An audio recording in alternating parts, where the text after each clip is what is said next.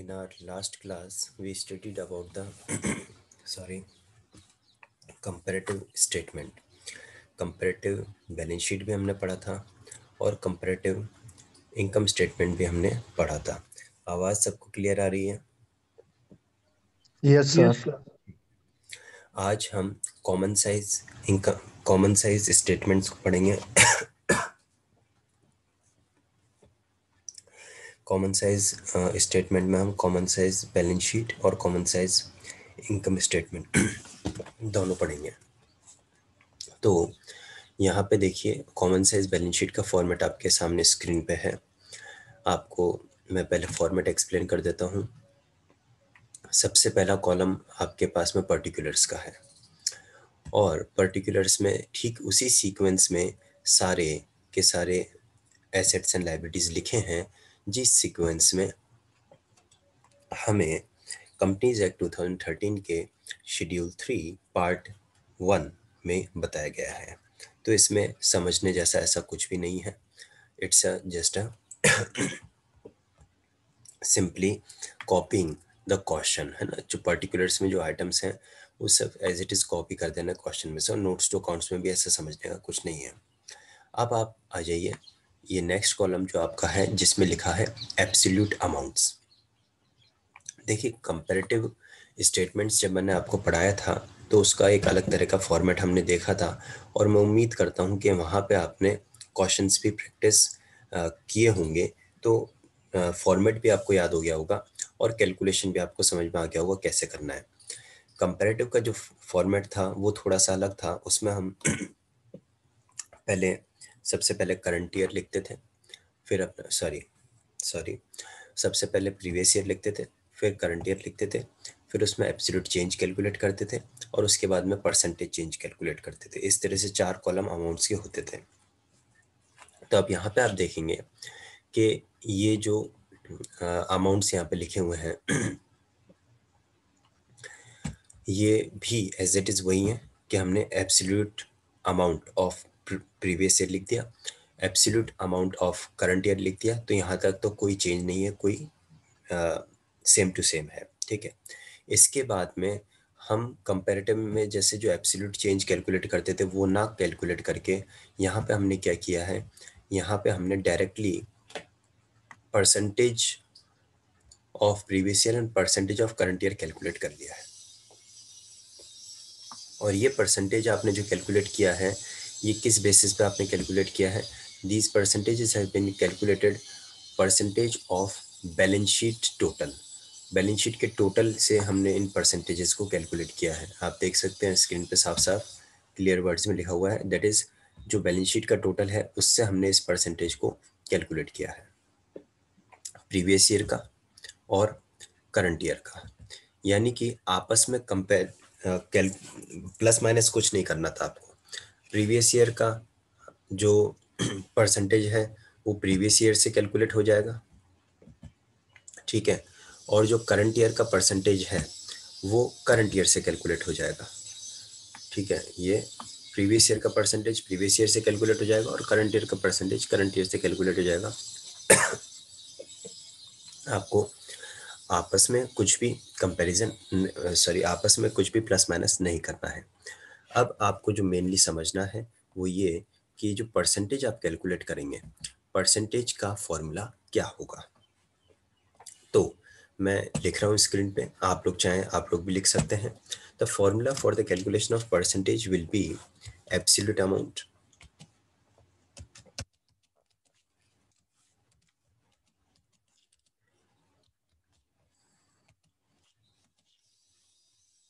Upon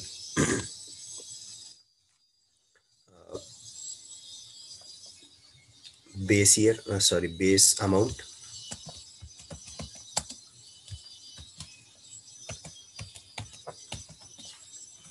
ठीक है।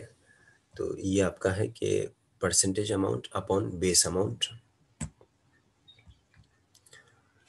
और अपॉन कर देंगे आप 100, absolute amount upon base amount multiply by 100, क्योंकि परसेंटेज में कैलकुलेट करना है ना, तो आप 100 से तो कैलकुलेट करोगे ही करोगे, तो उसमें तो कोई प्रॉब्लम नहीं है।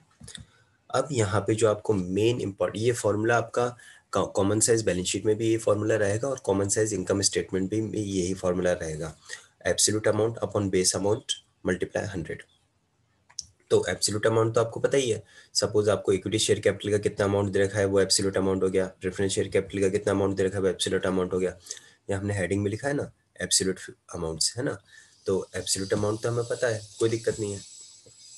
जो हमें मेनली समझना है कि भाई ये बेस अमाउंट क्या है। तो बेस अमाउंट के लिए फिक्स मैं आपको बता देता हूँ, लिख लीजिए। अगर आप कॉमन साइज बैलेंस शीट बनाते हैं अगर आप कॉमन साइज बैलेंस शीट बनाते हैं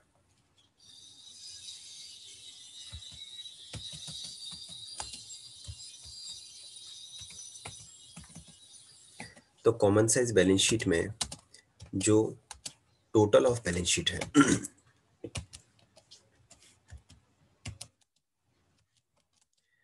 वो आपका बेस अमाउंट होगा।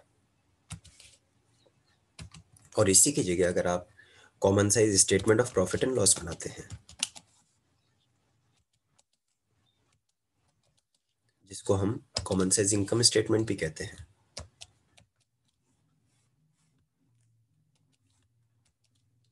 तो आपका बेस अमाउंट आप किसे लेंगे, रेवेन्यू फ्रॉम ऑपरेशंस को।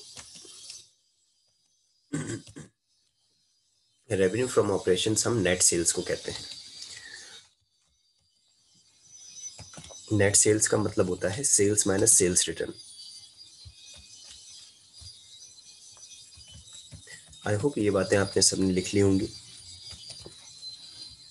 मैं दोबारा से बता देता हूँ, अगर आप कॉमन साइज बैलेंस शीट बना रहे हैं या कॉमन साइज पोजीशन स्टेटमेंट बना रहे हैं, एक ही बात होती है, common size balance sheet and common size position statement. So the total of balance sheet will be taken as the base for each and every amount। यानी कि हम इक्विटी शेयर कैपिटल को भी टोटल ऑफ बैलेंस शीट से compare करेंगे, preference share capital को भी हम टोटल ऑफ बैलेंस शीट से कंपेयर करेंगे, लॉन्ग टर्म बोरोइंग्स को भी हम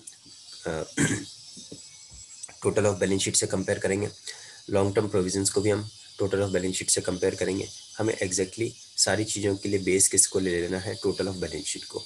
उसी की जगह अगर हम statement of profit and loss, common size statement of profit and loss बना रहे हैं, तो common size statement of profit and loss में हमें जो बेस लेना है वो है रेवेन्यू फ्रॉम ऑपरेशन। आपको याद होगा जो हमारा फॉर्मेट ऑफ इनकम स्टेटमेंट था उसमें सबसे पहला item he revenue from operation आता है, सेकंड आइटम उसमें आता है अदर इनकम, और उसके बाद में उसका हो जाता है टोटल रेवेन्यू, फिर उसमें एक्सपेंसेस स्टार्ट होते हैं। तो जो first item revenue from operation था उसी को हम बेस मान लेते हैं कॉमन साइज इनकम स्टेटमेंट में। यानी कि सारी आइटम्स को हमें उस रेवेन्यू फ्रॉम ऑपरेशन से कंपेयर करके देखना है कि सेल्स के कंसर्न में मेरा स्टॉक का कितना परसेंट है, सेल्स के कंसर्न में मेरा फाइनेंस कॉस्ट का कितना परसेंटेज है, सेल्स के कंसर्न में मेरे अदर इनकम कितनी है, सेल्स के कंसर्न में मेरा प्रॉफिट का परसेंटेज कितना है।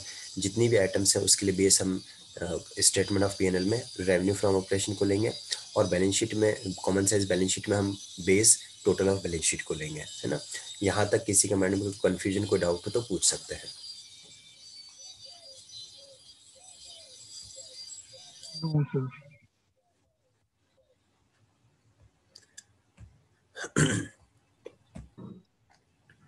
जी, आपके सामने मैंने format of common size balance sheet को थोड़ा सा जूम इन किया है जिससे कि आप इसको अपनी स्क्रीन पे पूरा देख पाएँ। तो देखिए, कॉमन साइज बैलेंस शीट में आपका जो सबसे पहला आइटम दे रखा है, जैसे कि इक्विटी एंड लायबिलिटी साइड पे, तो इक्विटी शेयर कैपिटल है, प्रेफरेंस शेयर कैपिटल है, ये सारे आइटम्स आपको यहाँ पे गिवन है ना। करंट लायबिलिटीज में भी 4-7। और मैंने क्या बताया, जो टोटल आपका है, टोटल ऑफ बैलेंस शीट को, चाहे वो total of equity and liabilities बोल दो या टोटल ऑफ एसेट बोल दो, एक ही बात है।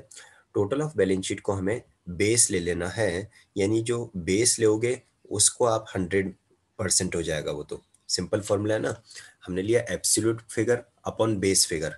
तो यहाँ पे तो क्या है, टोटल के लिए तो जो एब्सोल्यूट फिगर है उस वही बेस फिगर भी हो जाएगा, है ना। तो upon same amount upon same amount multiply 100 करेंगे तो वो 100% आ जाता है, और बाकी के ये जितने फिगर्स हैं वो उसी के परसेंटेज में कैलकुलेट हो जाएंगे, ठीक है। सेम यही चीज़ आप नोटिस करेंगे एसेट्स में, कि एसेट्स में भी हमें जो टोटल है, टोटल 100 आ जाएगा, और बाकी के सारे tangible asset, intangible asset, current investment, inventories, बाकी सारी चीज़ें जो हैं आपकी वो उसके परसेंटेज के फॉर्म में आ जाएंगी, ठीक है। अगर यहाँ तक क्लियर है तो हम एक न्यूमेरिकल क्वेश्चन से इसको प्रैक्टिस कर लेते हैं। Yes sir.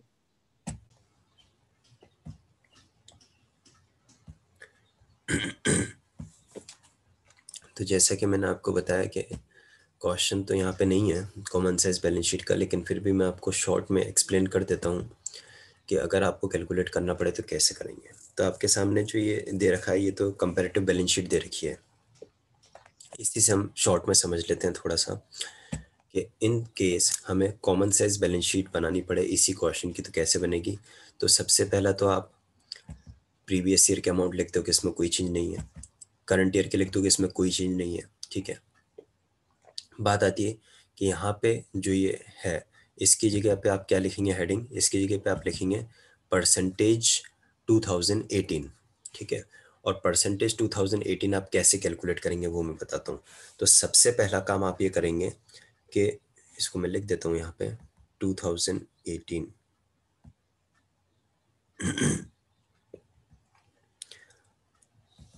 आपकी बुक में क्वेश्चन जो दे रखे हों, चाहे अनसॉल्व या इलस्ट्रेशन, उन्हें आप ज़रूर से प्रैक्टिस करके देखना कि जो मैंने मेथड आपको बताया उसी के अकॉर्डिंगली आपका आंसर आ रहा है या नहीं।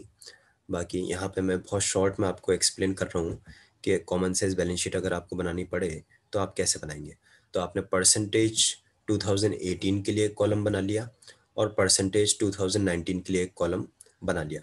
फॉर्मेट में आपको ऑलरेडी समझा चुका हूँ, तो आप कंफ्यूज नहीं होना कि यहाँ पे ये क्या लिखा हुआ है, क्योंकि जैसे कि आपके सामने जो फॉर्मेट है ये या जो सॉल्यूशन है ये कंपैरेटिव बैलेंस शीट का है, लेकिन सिर्फ एक्सप्लेन करने के हिसाब से मैं आपको बता रहा हूँ कि अगर इसी क्वेश्चन को हम कॉमन साइज बैलेंस शीट बनाते हैं तो उसमें क्या होगा।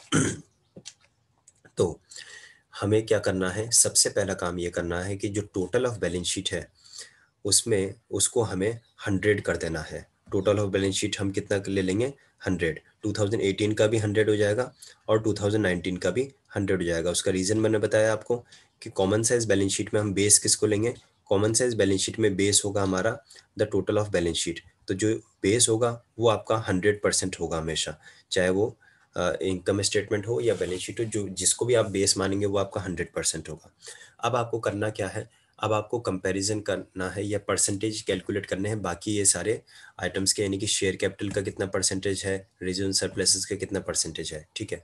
तो मैं दो आइटम आपको कैलकुलेट करके बता देता हूँ, शेयर कैपिटल, रिजर्व सरप्लस, और आप सब लोग मुझे फिर रेवेन्यू ये सर ये क्या है, ये लॉन्ग टर्म बोरोइंग्स, ये वाला आप लोग कैलकुलेट करके बताएंगे तो इससे पता चल जाएगा कितना समझ में आया।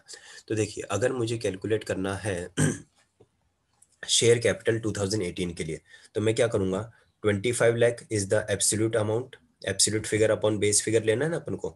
तो 25 lakh is the absolute figure share capital के लिए मैं कैलकुलेट कर रहा हूँ, अपॉन जो बेस फिगर है। तो बेस फिगर कितना है अपना, टोटल ऑफ बैलेंस शीट। तो देखिए इस 25 लाख के लिए टोटल ऑफ बैलेंस शीट कितना है, इस 25 लाख के लिए टोटल ऑफ बैलेंस शीट है 50 लाख। तो 25 लाख अपॉन 50 लाख, ठीक है, समझ में आ रहा है ना। अगर कहीं पे भी कोई डाउट लगे तो आप बीच में ही बोल सकते हैं, पूछ सकते हैं। तो 25 लाख अपॉन 50 लाख और मल्टीप्लाई 100 अपन कर देंगे। तो ये जब आप करेंगे तो आपको साफ साफ नजर आ रहा है भाई, ये तो 50% हो गया है ना। 25 लाख अपॉन 50 लाख मल्टीप्लाई 100, क्या लिया हमने, absolute figure upon base figure multiply 100, तो ये अपना 50% आ गया। तो यहाँ पे हम 2018 में शेयर कैपिटल के सामने कितना लिख देंगे, 50%। आया समझ में आप लोगों को। इसी तरह से अब मुझे शेयर कैपिटल कैलकुलेट करना है 2019 का, ये तो 2018 का हुआ, तो 2019 का करो। तो 2019 के लिए अपन कलर चेंज कर देते हैं जिससे थोड़ा समझ में आ जाएगा आप लोगों को। 2019 के लिए जैसे हमें एब्सोल्यूट फिगर है 25 लाख और बेस फिगर कितना है, जल्दी से अपने अपने पेन और पेंसिल ऑन कर लीजिए, कैलकुलेट आप लोग करके बताएंगे। तो और बेस फिगर कितना है, 51,50,000। अब यहाँ पे समझ में आ गई चीज आपको कि जब 2018 का बेस फिगर लेना था तो 2018 की टोटल ऑफ बैलेंस शीट लिया, और जब 2019 का कैलकुलेट करना है तो बेस के लिए 2019 की बैलेंस शीट का टोटल लिया, है ना। तो आप क्या करेंगे, देखिए 25 लाख शेयर कैपिटल का जो एब्सोल्यूट फिगर है वो, ठीक है, अपॉन क्या कर देंगे आप, अपॉन आपका बेस फिगर, और बेस फिगर या total of balance sheet, total of balance sheet कितना है अपना 51,50,000। ये कैलकुलेट करके बताइए आप मुझे कितना परसेंट आएगा, 51 लाख और 50,000 और मल्टीप्लाई 100 आपको करना है ना। तो ये आपको पता चल जाएगा कि 2019 का शेयर कैपिटल का कितना आ रहा है, कैलकुलेट करके बताइए आप लोग। 48.5। 48.5 आ रहा है आपका। चलिए एक बार चेक कर यस लेता सर। हूँ, मैं एक बार मैं चेक कर लेता हूँ, बाकी लोग भी कैलकुलेट करके देखें। Yes sir, 48.5। ठीक है, एक बार वेट कीजिए, क्योंकि मैंने एक चीज आपको बताई थी, अगर आप लोगों को याद हो, कि जब भी कभी आपको डेसिमल में कैलकुलेट करने के लिए बात आए तो आप उसको 3 डेसिमल प्लेसेस पे कैलकुलेट करेंगे और फिर आप उसको राउंड ऑफ करेंगे 2 डेसिमल प्लेसेस पे। तो क्या आपने वो किया? Yes sir. है ना। तो इस 1 2 3 4 48.543 हमारे पास आ रहा है। तो 48.543 को जब हम 2 डेसिमल प्लेसेस पे राउंड ऑफ करेंगे तो हमारे पास आएगा 48.54।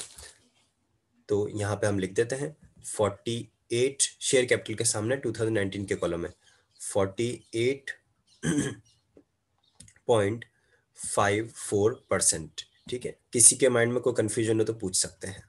ये है कॉमन साइज बैलेंस शीट का तरीका कि जिस भी आइटम का आपको कैलकुलेट करना है उसे आपको बेस से कंपेयर करना है, और बेस किसे लेना है, जो टोटल ऑफ बैलेंस शीट है उसे हम बेस लेंगे। ठीक है, अब इसी के साथ हम रिजर्व सरप्लस को देख लेते हैं। अब जैसे देखिए रिजर्व सरप्लस अगर मैं 2018 की कैलकुलेट करूं तो मेरा फॉर्मूला क्या हो जाएगा, कैलकुलेट करके बताएंगे आप लोग, 5 लाख अपॉन 50 लाख मल्टीप्लाई 100, यानी कि बेस में तो हर बार वही 50 लाख ही रहेगा, जो टोटल ऑफ बैलेंस शीट है वही रहेगा, बस ऊपर का अमाउंट चेंज होता जाएगा। तो जब 5 लाख अपॉन 50 लाख मल्टीप्लाई 100 आप करोगे तो आपके पास कितना आ जाएगा, 10% आ जाएगा। ठीक है ना। इसी की तरह से आप 2019 का भी कैलकुलेट कर लो। तो 2019 का जब रिजर्व सरप्लस अपन कैलकुलेट करेंगे तो क्या हो जाएगा, 6 लाख, क्योंकि 2019 का जो एब्सोल्यूट फिगर रिजर्व सरप्लस का 6 लाख, अपॉन क्या करोगे, अपॉन वही आपका 51,50,000। ठीक है, तो कैलकुलेट करके देखिए 6 लाख अपॉन 51,50,000 कितना आता है आपका, मल्टीप्लाई 100 करना है।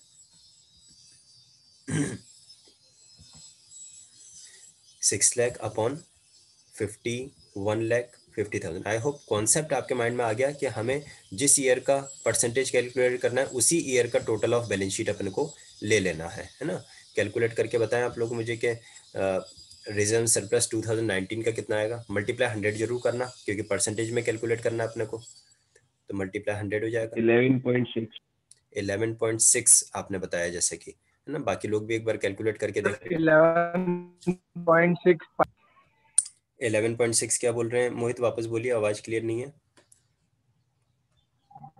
सर 11.6। क्या बात है, आज आपकी तरफ नेटवर्क क्लियर नहीं दिखता है मुझे, आपकी आवाज़ ही नहीं आ रही है प्रॉपर, बहुत इको हो रहा है। खैर, तो देखिए चिराग ने जो आंसर दिया 11.6, उसके लिए मैं चिराग को बिल्कुल 0 मार्क्स दूंगा, क्योंकि इंस्ट्रक्शन को फॉलो ही नहीं कर रहा है चिराग। मैंने साफ कहा था कि आप हमेशा 3 डेसिमल प्लेसेस पे कैलकुलेट करेंगे और उसको 2 डेसिमल प्लेसेस पे राउंड ऑफ करेंगे। तो जब आप इसको 3 डेसिमल प्लेसेस पे कैलकुलेट करते हैं तो आपके पास आएगा 11.650, 3 डेसिमल प्लेस हो गए, और उसको जब मुझे 2 पे राउंड ऑफ करना है तो हो जाएगा 11.65। अगर आप एग्जाम में भी 11.6 लिख के आते हैं और आप खुश होते हैं कि आपने सही किया है तो कोई दिक्कत नहीं है, आपको मार्क्स नहीं मिलेंगे, क्योंकि जो रूल है बोर्ड का वो ये है कि आपको 3 डेसिमल प्लेसेस पे कैलकुलेट करना है और उसे 2 डेसिमल प्लेस पे राउंड ऑफ करना है। आपने सिर्फ 1 डेसिमल प्लेस पे कैलकुलेट करके उसको छोड़ दिया, तो ये आपका मिस्टेक है। तो कितना आएगा अपना 11.65 हमारा आंसर होगा, 11.65%, है ना। तो ये आपको समझ में आ गया तरीका कि कैसे हम कॉमन साइज बैलेंस शीट बनाते हैं। ठीक है, 11.65% आप यहाँ पे लिखेंगे। किसी के माइंड में कोई कंफ्यूजन है तो पूछ लीजिए, अदरवाइज फिर हम कॉमन साइज इनकम स्टेटमेंट की तरफ बढ़ रहे हैं। आई होप सबको क्लियर है। क्लियर है सर। तो अब हम समझेंगे क्या, अब हमारा नेक्स्ट है कॉमन साइज इनकम स्टेटमेंट, जिसको हम common size statement of profit and loss भी कहते हैं, उसके फॉर्मेट को। तो मैंने आपको पहले ही बता दिया था ये बात कि जो आपका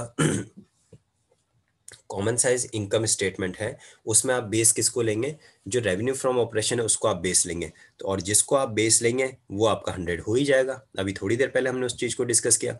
अगर आपने balance sheet, common size balance sheet बनाई थी तो जो टोटल ऑफ बैलेंस शीट था वो 100 हो गया था। यहाँ आपने कॉमन साइज इनकम स्टेटमेंट बनाया है तो आपको जो रेवेन्यू फ्रॉम ऑपरेशन है वो आपका 100 हो गया। मैंने लिखा था ना आपको, revenue from operation will be the base for common size income statement. और नेट सेल्स को ही रेवेन्यू फ्रॉम ऑपरेशन कहते हैं। और नेट सेल्स का मतलब होता है total sales minus sales return. ये सब चीजें अपन लोग क्लास 11 में ऑलरेडी डिस्कस कर चुके हैं वैसे। और ये फॉर्मेट जो है एज इट इज, देखिए पर्टिकुलर्स में तो वही सारी चीजें उसी फॉर्मेट में दे रखा है। कौन सा फॉर्मेट है ये, कंपनीज एक्ट 2013 शेड्यूल 3 पार्ट 2 में जो फॉर्मेट दे रखा है वही फॉर्मेट यहाँ पे है।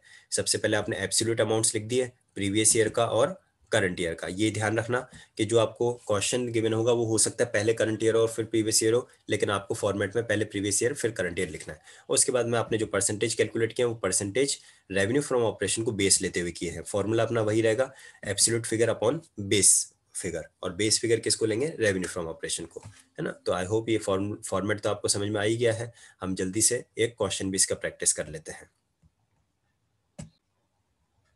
जी। तो अब हम क्या करने वाले हैं, कॉमन साइज इनकम स्टेटमेंट यानी कि common size statement of PNL का एक न्यूमेरिकल क्वेश्चन हम देखने वाले हैं। आपकी स्क्रीन पे आप देख सकते हैं इलस्ट्रेशन नंबर 3 क्या है, prepare common size statement of profit and loss from the following statement of profit and loss। तो आपको जो दे रखा है उसमें आपको पूरा बना के नहीं दिया है, बल्कि क्या है, इनकम, एक्सपेंसेस, प्रॉफिट यहाँ तक का बना दिया। साथ में एडिशनल इन्फॉर्मेशन दे रखी है प्रोविजन फॉर टैक्स के बारे में। तो ज्यादा कोई डिफिकल्ट नहीं है, आपको याद होगा प्रॉफिट माइनस टैक्स एक, और उसके बाद आ जाता है फोर्थ आइटम आपका प्रॉफिट आफ्टर टैक्स। तो बस ये इन्होंने एक आइटम जो अलग से दे दी है उसे भी आपको फॉर्मेट में इंट्रोड्यूस करना है, उसको भी उसको इंसर्ट करना है आपको, ठीक है। अब अपन आ जाते हैं डायरेक्टली क्या, इसके फॉर्मेट, इसके सॉल्यूशन पे। Common size statement of PNL बनाने के लिए हमने पहले हेडिंग डाला common size statement of PNL. उसके बाद में हमें क्या करना है, उसके बाद में हमें सबसे पहले पर्टिकुलर्स का column, note number as it is आ जाएगा आपका। एब्सोल्यूट अमाउंट में पहले आपका प्रीवियस ईयर 2018, फिर आपका करंट ईयर 2019, ठीक है। और percentage of revenue from operation साफ साफ लिखा है। वर्ड रेवेन्यू फ्रॉम ऑपरेशन क्यों लिख दिया परसेंटेज के आगे, क्योंकि हमें यहाँ पे बेस रेवेन्यू फ्रॉम ऑपरेशन को लेना है। और फिर पहले 2018 का परसेंटेज और फिर 2019 का परसेंटेज, ठीक है। जब आप अमाउंट्स फिल करेंगे, यहाँ पे मैंने आपको पहले भी बात कहा था, मोस्ट आपको ध्यान रखने की बात क्या है कि जो क्वेश्चन है, क्वेश्चन में देखिए पहले आपको 2019 दे रखा है फिर 2018 दे रखा है। और जो हमारा सॉल्यूशन है, सॉल्यूशन में हमें 2018 पहले लेना है और 2019 बाद में लेना है। तो देखिए ये गलती आपके एग्जामिनेशन में नहीं होनी चाहिए। आप 2018 के अमाउंट फिगर्स को 2018 में लिखना, 2019 के फिगर्स को 2019 में लिखना। ये गलती नहीं करना कि 18 के 19 में लिख दिया और 19 के 18 में लिख दिया, ऐसी गलती नहीं करना। अब हम शुरू करते हैं। सबसे पहला हमें क्या, रेवेन्यू फ्रॉम ऑपरेशन को 100 मान देना है। तो रेवेन्यू फ्रॉम ऑपरेशन आपका जो था नेट सेल्स, इसको हमने 100 कर दिया क्योंकि इसी को बेस लेना है, जो बेस है वो तो 100 हो ही जाएगा, ठीक है। इसके बाद में अदर इनकम, तो अदर इनकम देखिए आप कैलकुलेट करने के लिए रेडी रहिए। सबसे पहले 2018 का देखते हैं, 10,000 अपॉन बेस। अब बेस किसको लेना है, हमें रेवेन्यू फ्रॉम ऑपरेशन को बेस लेना है, यानी 10,000 अपॉन 10 लाख मल्टीप्लाई 100। तो जब 10,000 अपॉन 10 लाख मल्टीप्लाई 100 किया तो देखिए क्या 1% आ रहा है क्या, कैलकुलेट करके देखो जल्दी से। 10,000 upon 10 lakh multiply 100, 10,000 upon 10 lakh multiply 100, क्या 1% आ रहा है क्या?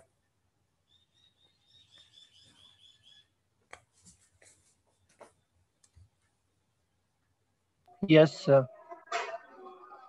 और इसी तरह से जब Yes, sir. 2019 का कैलकुलेट करना है तो क्या करेंगे, 11,000 अपॉन बेस। और 2019 के लिए बेस किसको लेंगे, उसी ईयर के रेवेन्यू फ्रॉम ऑपरेशन को, तो इत्तेफाक से रेवेन्यू फ्रॉम ऑपरेशन दोनों का सेम है 10 लाख, तो 11,000 अपॉन 10 लाख मल्टीप्लाई 100, तो आपके पास आ जाएगा 1.10%। ठीक है, और एक दो कैलकुलेट कर लेते हैं, जैसे purchase of stock in trade का देखें, तो purchase of stock in trade 6,50,000 upon क्या लेंगे, उसी ईयर का रेवेन्यू फ्रॉम ऑपरेशन, तो 6,50,000 अपॉन 10 लाख मल्टीप्लाई 100, तो ये सीधा सीधा आपका 65% हो जाएगा।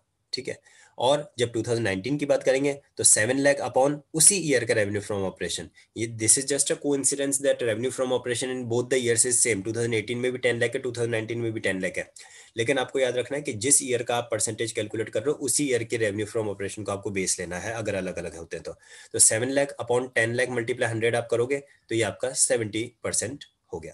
तो देखिए कितना ईजी है, डिफिकल्ट कुछ भी नहीं है, सिर्फ आपको एक तो फॉर्मूला ध्यान होना चाहिए और परसेंटेज कैलकुलेट करते समय अरिथमेटिकल एरर नहीं होना चाहिए, बस ये चीज आपको माइंड में रखनी है। कोई कंफ्यूजन कोई डाउट किसी के माइंड में है तो पूछ सकते हैं, अदरवाइज मेरी तरफ से इस चैप्टर में जो पढ़ाने का था वो कंप्लीट हो चुका है।